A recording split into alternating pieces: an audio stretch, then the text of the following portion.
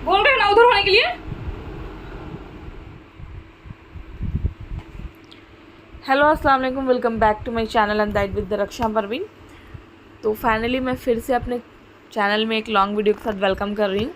तो चलिए फिर वीडियो को शुरू करते हैं। तो यहाँ पर मैं आज फिर से एक काम है मुझे, एक काम नहीं है, 2-4 काम है जिसके लिए मैं अपने लोकल एरिया के मार्केट जा रही हूँ अफ्तार करने के बाद। और बस कल चांद दिख जाएगा, एक रोज़ा बस अब बचा है। तो मुझे कुछ काम था जो बहुत ज़रूरी था, इसलिए मुझे जाना बहुत ज़रूरी था। और अपने लोकल एरिया का मार्केट आज आप लोगों को पूरा दिखाएंगे, विज़िट कराएंगे कि हमारे जो पास का जो मार्केट है वहाँ पर क्या क्या मिलता है, और सारी चीज़ दिखाएंगे, उस एरिया का गली पूरा दिखाएंगे।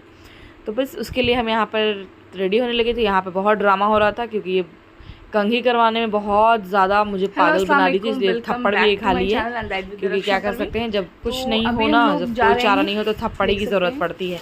तो बस यहाँ पे सब कुछ करने के बाद हम यहाँ पे कंघी खुद भी कंघी कर लिए थे, इसका भी कंघी कर दिए थे, जो बहुत मुश्किल होता है इसका कंघी करने में। हर टाइम बाल खुला कर लेती है, हर टाइम इसको बाल बांध के रखना पसंद ही नहीं है, और मुझे बहुत इससे गुस्सा आता है। चलिए फिर तो इस वजह से इसको मैंने थप्पड़ लगाया है शुरू की वीडियो में।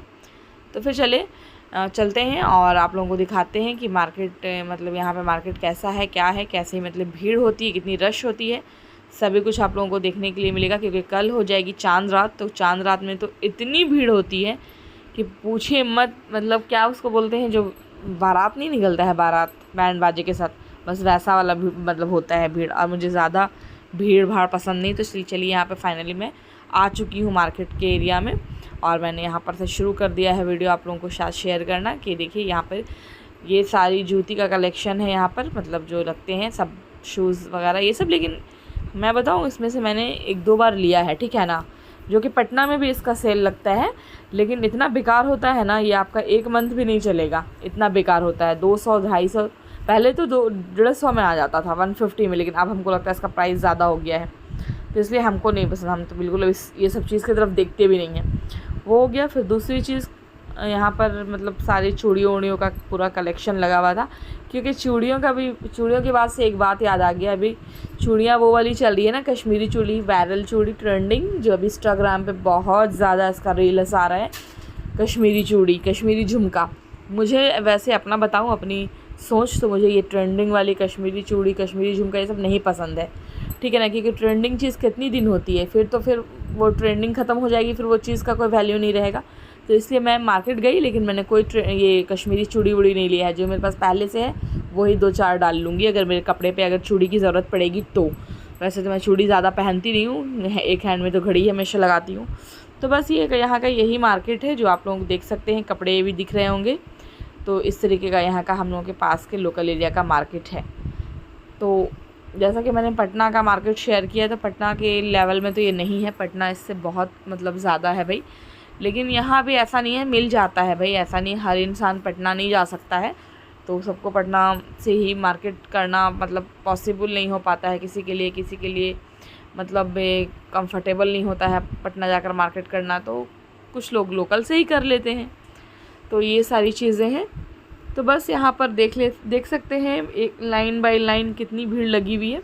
और थोड़ा हंसी भी आ गया था, क्योंकि थोड़ा आज भी हल्का फुल्का देख रही थी मैं, धक्कम धुक्कम हो रही थी एक दूसरे। धक्कम धुक्कम होती है ना, तो फिर है ना, एक दूसरे पे पब्लिक चिल्ला चिल्ली करने लगती है। हाँ, एक औरत पता है क्या बोल रही थी कि अरे सब तो धक्का मार मार के जा रहा है। अरे तो धक्का तो मारेगा ही, इतना भीड़ है, इतनी रश में जब आई हो मार्केट करने तो फिर धक्के खाओ। और रही बात कि अगर धक्के खाने का शौक़ नहीं है तो फिर इस टाइम पे शॉपिंग करो, दिन में कर लो, या फिर रमज़ान में ही कर लेना चाहिए, बीच बीच की रमज़ान में। क्या लास्ट टाइम में क्या बहुत अलग चीज़ें क्या आ जाती है ईद के लिए, ऐसा तो कुछ है नहीं। पर ऑडियंस का माइंड, पब्लिक के बारे में क्या ही बोला जाए, पब्लिक की सोच नहीं आदमी बदल सकता है ना, ये चीज़ है। लेकिन अच्छा तो है, अच्छा तो लगता है कि क्योंकि आप चांद रात के दिन जब बाहर निकलते हैं तो थोड़ा सा मूड फ्रेश हो जाता है, मूड फ्रेश होने वाले का। पर मेरा मूड नहीं फ्रेश होता है, मुझे को बहुत गुस्सा आता है। तो बस यहाँ पर मैं कर रही थी, यहाँ पे मुझे जिस शॉप में आना था मैं वो शॉप में आ चुकी हूँ, क्योंकि मुझे शॉप का ही काम था। और मैंने यहाँ पर जो लिया है वो आप लोगों को घर जाके भी दिखाऊंगी, अभी यहाँ पर भी दिखा दूँगी। वैसे मुझे कुछ नहीं, मैं कुछ कर नहीं रही थी, पूरी रमज़ान ऐसे ही सिंपल फेस के साथ मैं रह रही थी 1 मंथ तक। तो मैंने सोचा कि चलो देखते हैं फर्स्ट बार का एक्सपीरियंस कैसा होता है। खुद से फेशियल किट लिया है मैंने, फेशियल करूँगी जिसमें 5 स्टेप है, सब कुछ करके दिखाऊंगी। सोच तो रही हूँ मैं ऐसा क्या एक सेपरेट ब्लॉग शेयर कर दूँ कि क्या इसका रिज़ल्ट होता है, खुद से करने से कैसा होता है, नहीं होता, कैसा मतलब ग्लो फेस होता है या नहीं होता है, ग्लोइंग सा लगता है या नहीं लगता है, चेहरे पे शाइन आता है या नहीं, देखती हूँ तो शेयर करूँगी।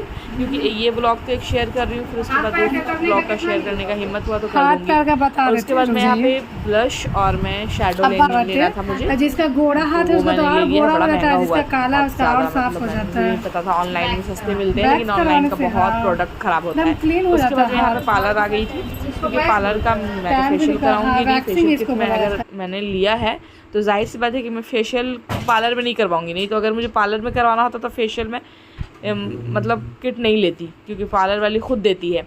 यहाँ पे मैं सिर्फ माउथ एरिया बनवाने के लिए आई थी और आईब्रो सेट करवाने आई थी। माउथ एरिया का जो साइड के लिप के साइड का हेयर है ना, थोड़ा बड़ा हो जाता है, तो उसको बनवाना सही होता है। अगर वो नहीं बनवाएंगे ना तो फिर मेकअप जो करते हैं थोड़ा बहुत क्रीम व्रीम लगता है फेस पे ना, तो वो वहाँ पे जाके फंस जाता है, मैसी सा गंदा सा लगने लगता है, इसलिए तो ये मैंने करवा लिया था। और फिर उसके बाद मतलब एब्रो भी मैं मतलब थोड़ा मोटा में बनवाती हूँ, मतलब फेस के अकॉर्डिंग ही एब्रो बनता है ना, जिसका फेस थोड़ा बड़ा है, गोल है, तो उसका उस हिसाब से ही एब्रो बनता है। तो मैं थोड़े मोटे एब्रो रखती हूँ, अपने घने एब्रो।